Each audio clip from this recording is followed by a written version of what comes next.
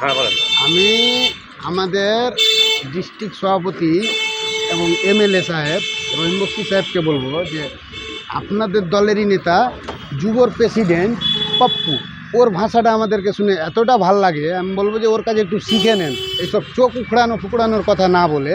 কারণ বিজেপি তো আমিও করি, কারণ বিজেপি কর্মীর চোখ বিজেপি নেতাদের চোখ উখড়ানোর চাইতে ভাষাগুলো একটু পপ্পুর কাছে শিখে নেন, ওর কথায় অনেক ভাল লাগে আমাদেরকে শুনে।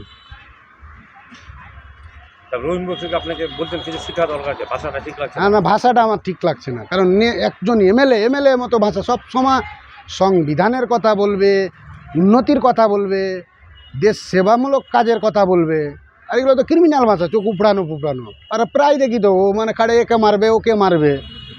আমি চাই যে এমএলএ থেকে এমপি হোক, আমরাও তো চাইব একজন ভালো লিডার। কার ভাষা আপনার ভালো?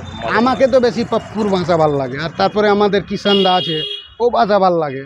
ওদের কথা একটা মেয়ে আছে, সামাজিক কথা আছে, বাংলা ভাষা আছে। আর আমাদের যে ডিস্ট্রিক্ট সভাপতি আছে, ওর তো বাংলা ভাষা তো বুঝতেই পারছেন, বাংলা ভাষা শুধু মারবো আর কাটবো। আমি এমনিতেই ক্রিমিনালের জ্বালায় কালিয়াচক থেকে ভুগছি, শান্তিতে বাস করতে পারছি না তো কালিয়াচকে।